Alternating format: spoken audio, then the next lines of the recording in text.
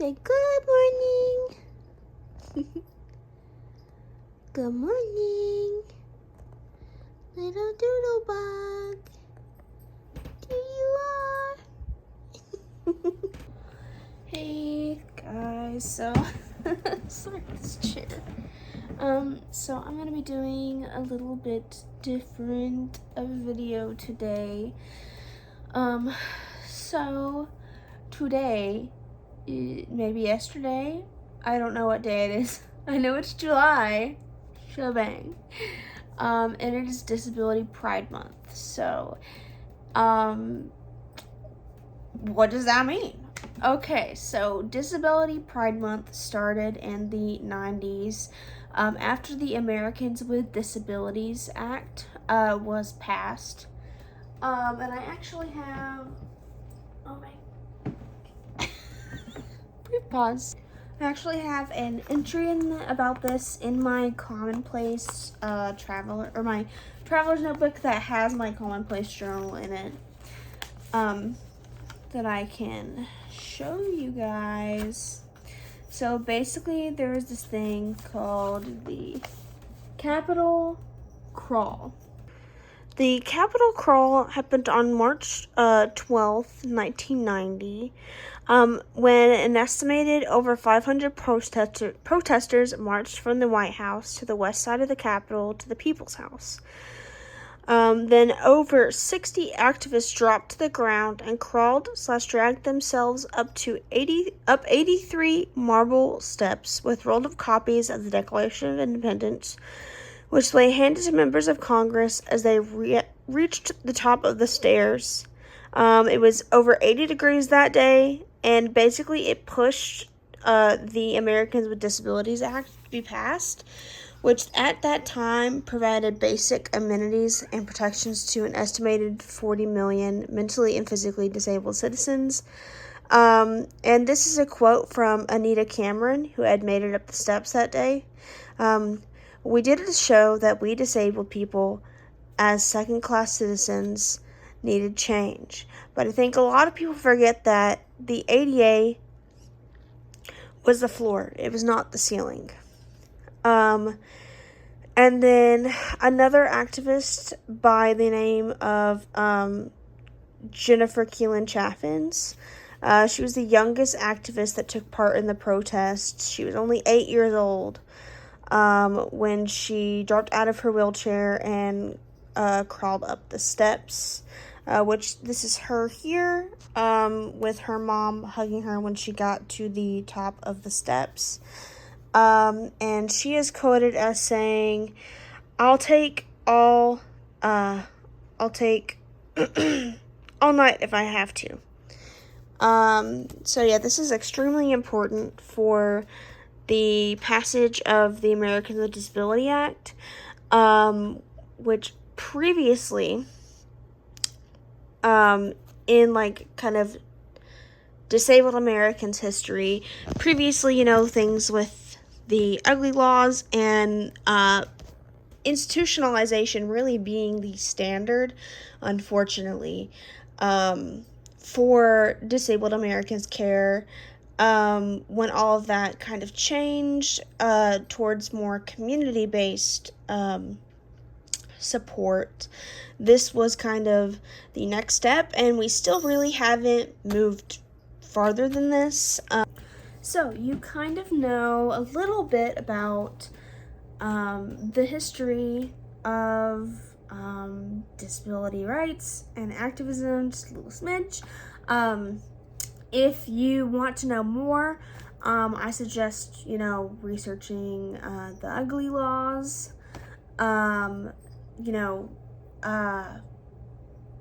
how institutions kind of were run a few decades ago, super recent actually, and I think this Disability Pride Month, that's kind of super important to talk about, especially with everything legally going on and the Supreme Court kind of like interpreting the the state, like, needing to provide community services for disabled people, kind of like protections and stuff, that kind of like helped move disability care away from just horrible institutions and more into community based support. So with that being kind of re-examined, it's got a lot of people in the disability community terrified, to say the least. So that's kind of, important to look into. I might do a more extensive video on disability rights. But as for today, just about Disability Pride Month, I just wanted to give a little bit snippet of, how disability, like one of the most recent examples of disability activism. Another one that is kind of more recent, 2016, 2021, is there's a woman, I cannot remember her name for the life of me, but she created a disability pride flag, which you will probably see a lot this Disability Pride Month. I'll put a picture right here. Each one of the colors has a different representation for different disabilities. So the red is for physical disability, so like spinal cord injuries, kind of stuff like that. The yellow is for gold is for the neurodiversity, so autism, ADHD, stuff like that. The white stripe is for invisible or undiagnosed disabilities.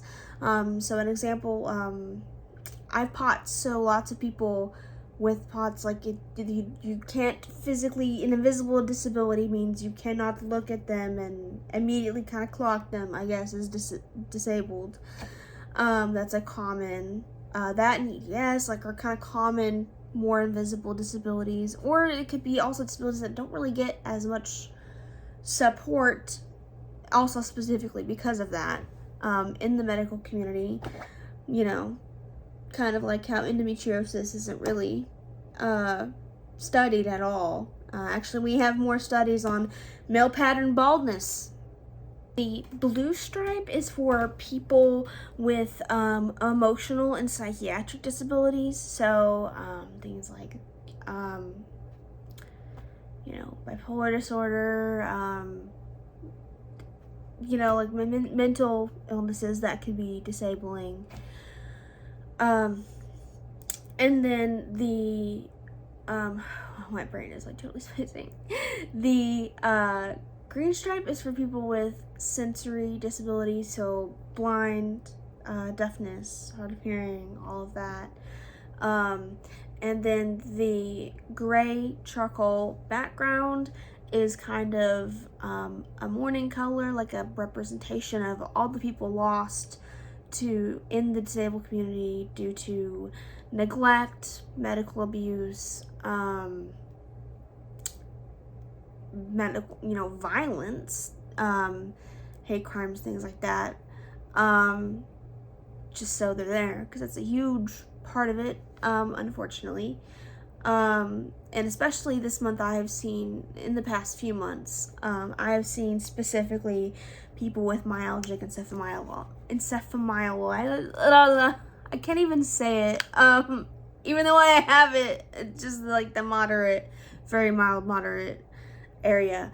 I can't even, I'm gonna type it on here. But MECFS, which is really an invisible illness more so right now, that really happened, like there's been a huge upsurge of that and POTS and other forms of dysautonomia and things like that, long COVID with COVID-19, because it was a mass disabling event, really, still is. Mask up, people. But yeah, we've seen a lot of people with that disease unfortunately passing away, and pretty young as well. Like we're talking teenage, mid-20s, around there, because it just does not get as much research and like medical support, I guess, and isn't really, lots of people are told to like push through, which like that is like the worst thing that you could do for ME/CFS.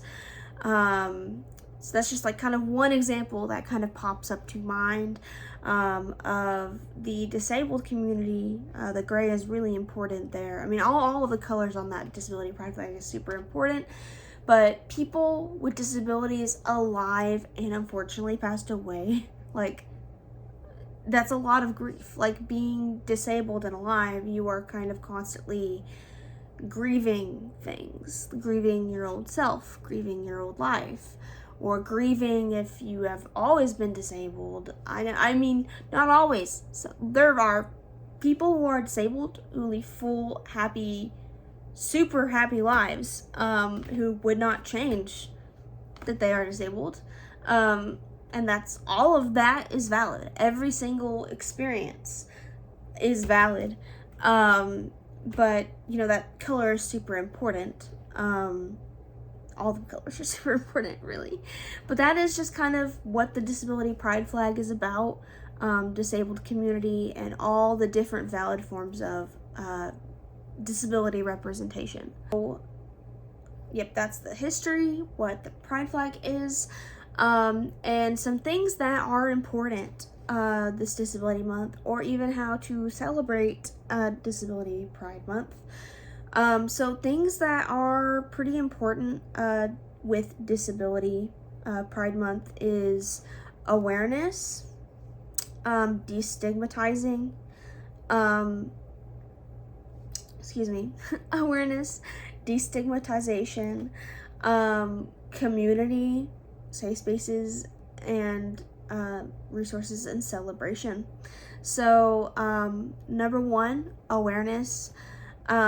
Bringing awareness to not only the diagnosis process, what disability and chronic illness kind of looks like, not only day to day, but year to year, throughout the whole entire life, can vary very differently than an able-bodied person.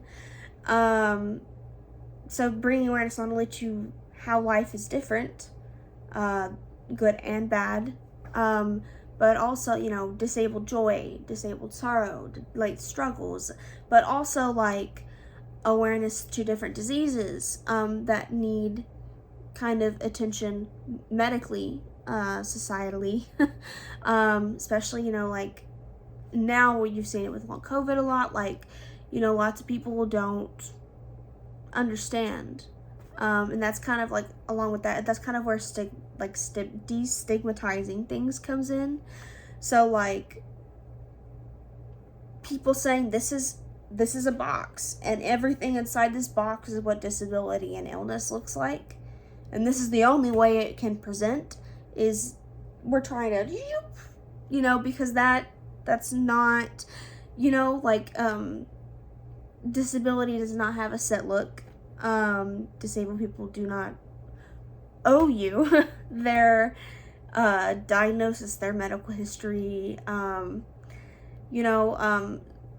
things. This is really common, obviously, destigmatizing not only like disability as a whole. Disabled people are allowed to exist. They are allowed to take up space. They're allowed to have joy. They are allowed, like, there's just a lot of ableism and like craziness that goes into destigmatizing just disability in general, societally and systemically, but also like in everyday life. For example, like some mobility aids or medical devices is really stigmatized. Before I was disabled, I will admit, I had no idea that ambulatory wheelchair users existed. So here's a learning thing. An ambulatory wheelchair user and a full-time wheelchair user. So ambulatory, sometimes people can walk a little bit. Sometimes it could be just standing up and shuffling a little bit, couple steps to transfer. Sometimes they can walk a few minutes. Sometimes they can walk perfectly fine. Some days they can't. Some days, you know, it depends on the disability.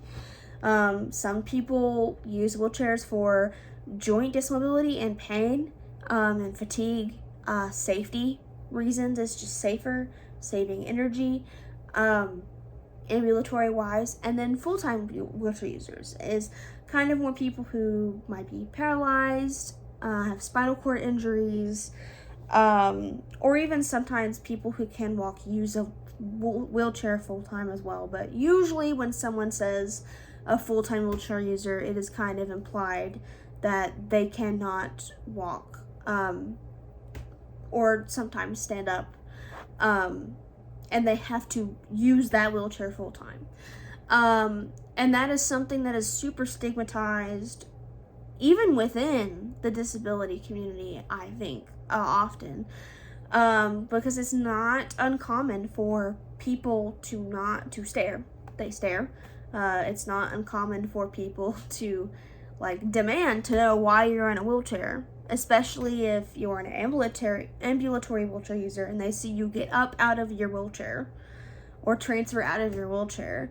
It's not uncommon for disabled people to get yelled at because people do not understand the concept and the difference between the two, and that both are valid, and that is disabled people can use a variety of mobility aids for a variety of reasons. And that like stigmatism and kind of ableism is also kind of rooted in sometimes disabled people internally, because people would be like, well, I am not sick enough to use this mobility aid even if it would help me. Like, I don't need that. Whereas like, if you need to use a mobility aid, if it would make your day routine fatigue easier, if it would save you from a flare-up, you can use it. Like, there's not a certain bar that you have to pass to be able to use mobility aids, and the different kinds of mobility aids. So there is canes, crutches, rollators, walkers. Then there's ones that there's wheelchairs. There is automatic and manual wheelchairs. There's, oh gosh, there's so many, but just to name a couple.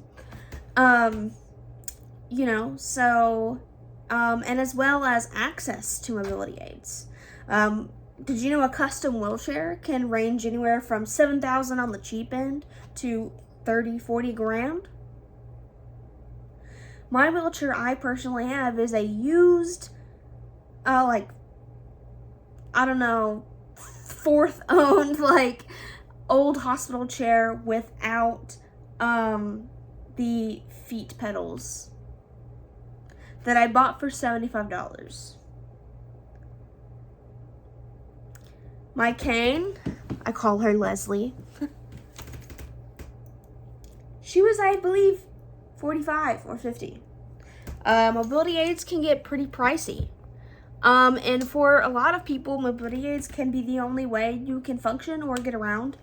But yeah, because it's a common thing for people in a wheelchair especially to be moved without permission, without no one asking. Or a common thing is someone will talk to the person you are with and not to you, as if you don't understand what they're saying or can't. That's very ableist. So, you know, that's a big thing. Also, besides, you know, obviously support awareness within the community, resources to keep people alive. That's like number one. Always, you know. But destigmatizing mobility aids, destigmatizing medical devices would probably be like another important thing. So ports, ostomy bags, catheters, like literally anything that enables you to live your life, stay alive, or help your body function. There are lots of people who are embarrassed or ashamed or feel as if they have to hide their ostomy bag or the fact that they have a catheter, like with I'm so sorry, I'm blanking on what it is called, but where they can have a bag and they have to empty the pee, but it's like connected through a tube. I can't necessarily remember. I'll put it down below just so I'm not misinforming anyone. But those different things, I remember seeing, like, you know, obviously just not just the feelings of it being stigmatized and them being seen as, ew, gross, when it keeps that person alive and functioning, is like insane that people view it that way.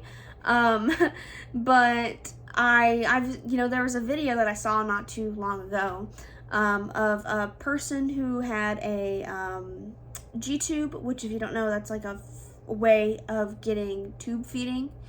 If they cannot take in nutrition orally, or not as much orally, through their upper GI tract. Or even sometimes you can have a feeding tube in your upper GI tract, but I digress. But that, and they also had, I believe, a portacath, a central line. And for a while, I think that they had said that they had been flushing them in restrooms, and public restrooms, because of people staring or making rude, weird comments and things like that in public. Which, if you don't know much about portacath, the portacath is a little port. It's inserted under your skin, and then it has a line that goes down into through the artery kind of in your neck, and like, or around here, and down into your heart. People often get fluids. Some people can get chemotherapy through it. Some people can get dialysis through them. It just kind of depends on what the use is for it. Some people get TPN, which is basically they eat through their heart. And with these and the tube feeds, you have to keep them extremely sterile, clean, like very well taken care of. And a public restroom is not like, that's the least public sterile place in public that you could go. And, you know, once again, I'll probably say this 20 times in this video, but disabled people deserve to take up space. They deserve to eat in public, even if they eat differently than you, even if they eat through their stomach, even if they poop through their stomach. Like, they deserve to exist in spaces as themselves and not have any stigmatism or negative connotations or feelings or weirdness around medical devices that keep them alive. So, you know, along with disability activism, especially with the whole Supreme Court reevaluating that whole community support thing, and maybe possibly might be the first step in bringing back institutionalization as a real probable thing that might happen to a lot of people in our disabled community, bringing awareness, you know, to stuff like that, bringing, you know, more resources like GoFundMes, foundations, donations, grants, community stuff. Like, I've seen people do resource swaps. So people in disability Facebook groups and stuff will meet up and swap medical supplies that they may not use as much anymore. You know, I think that's amazing. That's beautiful. You know, supporting each other in that community. I think that's great. People outside the community also should do that too, I feel. You know, not only all of that, but, you know, discussing ableism, even if it's uncomfortable, even if people don't realize they're doing it, because it's like so intrinsically ingrained sometimes, that people don't realize something might be ableist or hurtful or severely misinformed. Because, you know, we're in an age of anti-intellectualism, unfortunately. I personally have had people suggest dewormer to try and fix. They will give totally unsolicited medical advice. I've had people suggest, oh, you should just do dewormer and parasite that is not approved for the FDA and is mainly used in veterinarian care, and it'll fix all of your issues. disabled people do not want your unsolicited medical advice. It's okay. You can keep that to yourself. But yeah, I just wanted to kind of discuss some things that I think are important for Disability Pride Month, or if you have never celebrated Disability Pride Month, or love someone who is disabled, or you are a disabled person, you deserve to take up space. You deserve to be loved. You deserve the rights as every other person on this earth, and care. And that is kind of what Disability Pride Month is all about, is disability visibility, awareness, destigmatism, rights, and support. And, celebration, because disability sometimes for people isn't all bad. There are some disabled people who are like totally fine being disabled. They embrace that they are disabled and that they are living a full life. They're disabled people who work jobs, who go skydiving, like who can cook like a 5-course meal. Like, it's very wild that people don't realize that disabled people are allowed to have joy and still be disabled.